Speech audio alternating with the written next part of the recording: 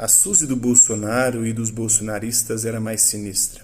7 fatos sobre o ditador e pedófilo reiterado e elogiado por Bolsonaro inúmeras vezes. Conhecer um pouquinho dessa história absurda, né? Bora lá, tá abrindo aqui. Mas é algo muito importante, né? Pedófilo, estimulador do narcotráfico, promotor do contrabando de uísque, torturador, realizador de eleições fake. Este é um brevíssimo currículo vitae do ditador paraguaio Alfredo Stroessner, né? O encontro entre o presidente Jair Bolsonaro e o presidente paraguaio Mário Abdo Benítez tinha tudo para ser um compromisso diplomático sem maiores repercussões. Ambos os líderes estiveram na última terça-feira em Itaipu para nomear os novos dirigentes da usina de mesmo nome da cidade. Isso até o discurso do brasileiro que fez questão de chamar o ex-ditador paraguaio Alfredo Stroessner de estadista e homem de visão por sua atuação na criação da usina de Itaipu. O mais longevo dos ditadores militares da América do Sul, Stroessner, comandou o Paraguai de 1954 a 1989 em um regime de corrupção, pedofilia, estupros, violações de direitos humanos e perseguição política. Como destaca Maurício Santoro, cientista político e professor do Departamento de Relações Internacionais da Universidade do Estado do Rio de Janeiro, da UERJ, o general paraguaio era uma figura diferente dos demais ditadores sul-americanos. Se no Brasil e na Argentina, por exemplo, o poder era controlado de forma mais institucional pelas Forças Armadas, Stroessner borrou as linhas de divisão entre o Estado e si mesmo, né? Isso é uma espécie de ditadura absolutista, né?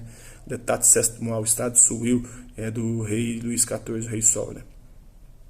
Depois de décadas de ditadura, todos os altos funcionários paraguaios eram do Partido Colorado de Stroessner, e o regime acabou por uma questão familiar. O genro de Stroessner deu um golpe nele, explica Santoro, que destaca que o regime chegava a gozar de reconhecimento internacional e foi um aliado importante do Brasil no contexto da Guerra Fria, como no caso da construção da usina em que Bolsonaro proferiu o discurso, que é a usina de Itaipu, né?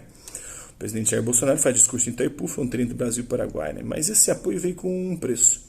A ditadura de Stroessner foi bastante corrupta, incluindo propinas que ele cobrou dos brasileiros para a construção de Itaipu. A gente pode discutir até que medida esse preço da aliança foi bom para o Brasil, explicou Santoro. Para o professor, a declaração de Bolsonaro muito provavelmente veio sem uma análise maior da trajetória do ditador, baseando-se na identidade comum com os regimes análogos no Brasil, sustentados no militarismo e anticomunismo, e no desempenho de crescimento econômico da era Stroessner no Paraguai. A declaração soou particularmente preocupante no momento atual da política latino-americana. Em um momento de crise para a redemocratização da Venezuela, o elogio a ditaduras da região pode passar a mensagem errada. A meu ver, foi uma declaração muito ruim. Brasil, Paraguai e outros países estão empenhados em redemocratizar a Venezuela, com eleições diretas e limpas. O elogio à democracia venezuelana, ao mesmo tempo que se cumprimenta um ditador, enfraquece a posição brasileira. É uma fala ruim no pior momento para isso, argumentou Santoro. Atualmente, o regime de Stroessner é investigado pelo governo paraguaio, inclusive pelo Departamento de Memória Histórica e Reparação do Ministério da Justiça, né, a Comissão da Verdade deles lá. Entre os casos descobertos, analisados e trazidos a público sobre aquela ditadura, estão gravíssimas violações dos direitos humanos. Pedofilia em série e atuação próxima ao narcotráfico, como podem ser conferidas, né? Abaixo. O pedófilo em série Stroessner ordenou a criação de um harém de meninas. Em 1954, o general Alfredo Stroessner deu início a uma ditadura militar que durou 35 anos.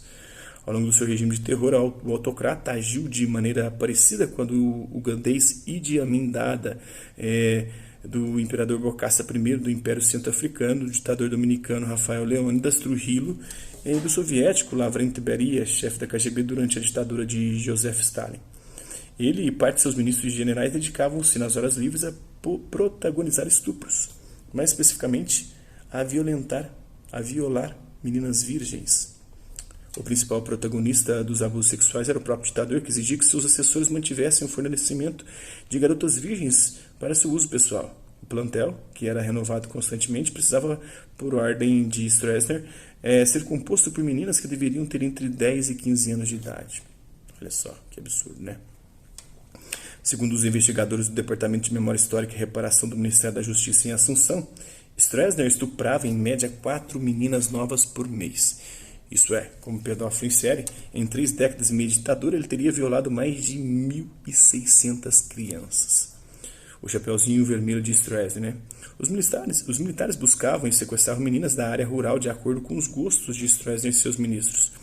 Volta e meia, os militares também faziam essa sombria colheita de meninas pelas ruas da própria capital, Assunção. Nesse caso, os oficiais utilizavam um chapeuzinho vermelho, apelido em alusão ao conto de fadas dado ao Chevrolet Custom 10 vermelho utilizado nessa blitz sexual. Um dos casos investigados pela Comissão de Verdade e Justiça do Paraguai é o de Júlia Osório. Ela tinha apenas 12 anos quando foi sequestrada da casa de seus pais, no vilarejo de Nova Itália, em 1968. O sequestro foi realizado pelo coronel Julian Mier, comandante do regimento encarregado da guarda pessoal de Stroessner. Júlia foi levada à chácara onde ficava o harém do ditador, e ali foi escrava sexual durante 3 anos. Depois do ditador, a menina foi repassada a oficiais, suboficiais e soldados. Quando fez 15 anos, Osório foi considerada velha demais e solta. Ela se mudou para a Argentina, onde em 2008 publicou suas memórias Uma Rosa e 1000 Soldados. Puta que o pariu, hein, velho. Os crimes da ditadura stroessnerista, como torturas e assassinatos de civis opositores, estão sendo investigados na justiça paraguaia desde meados dos anos 90. No entanto, os crimes sexuais somente começaram a ser investigados em 2016. As primeiras denúncias sobre os estupros sistemáticos do ditador paraguaio, porém, foram publicadas pelo jornal americano The Washington Post no distante ano de 1977, quando o regime estava em seu apogeu, no auge, né? Aliás, apogeu não, né? No seu decréscimo, né? No seu recrudescimento. Aliás, na sua diminuição, no fim de sua história. O tradicional jornal da capital americana classificou Stroessner e seu entourage de altos oficiais de depravados sexuais. No caso desta versão paraguaia do conto da Chapeuzinho Vermelho, Lobo foi quem triunfou, pois morreu impune em seu exílio brasileiro. Foi exilado aqui no Brasil, né? O ditador do Paraguai, Alfredo Stroessner, ao lado do ditador da Espanha, Francisco Franco. Stroessner acima de tudo e em todos os lados. Na vida cotidiana dos paraguaios, o pedófilo Stroessner estava por todos os lados. Nas repartições públicas, as pessoas deparavam com o retrato do general. As fotografias também estavam presentes em diversas residências privadas. Além disso, o governista da Partido Colorado imprimia diariamente um jornal de 6 páginas a cores com notícias exclusivas sobre Stroessner.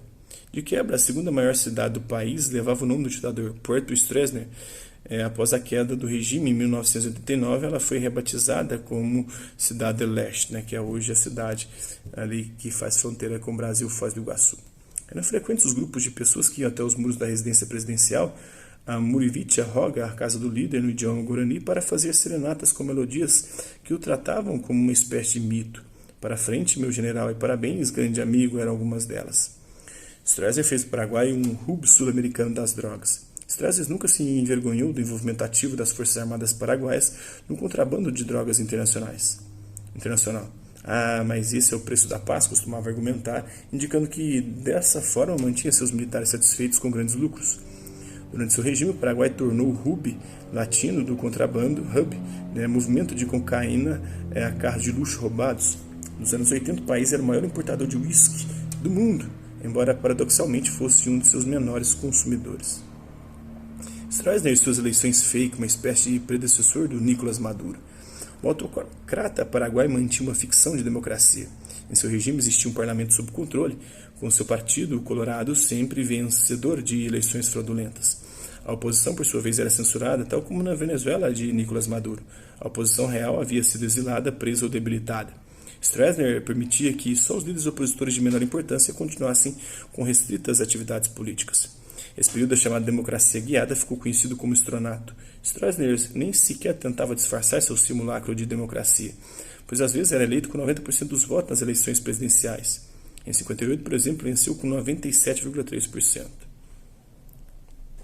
Apreço pela Serra Elétrica e pelo maçarico. Ao longo de 35 anos de ditadura militar, o estronato assassinou entre 4.000 e 5.000 civis, além de provocar o exílio de centenas de milhares de paraguaios.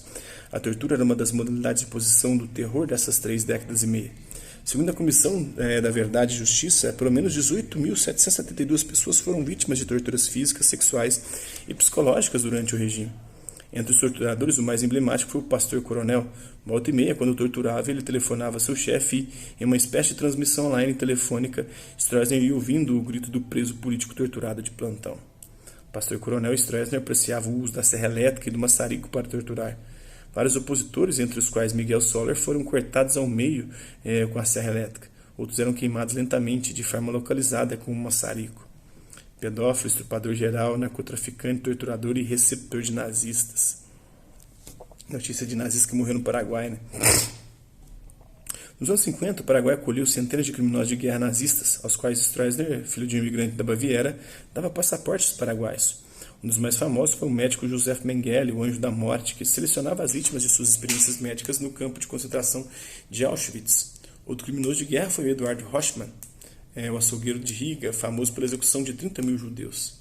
O próprio Stroessner teve um campo de concentração com muros de 6 metros de altura a 65 quilômetros de Assunção, onde 528 prisioneiros se aglomeraram entre 1976 e 1978, né? Isso aí, cara, isso é um absurdo, hein? É isso aí. Hasta la vista, babies. Até a próxima.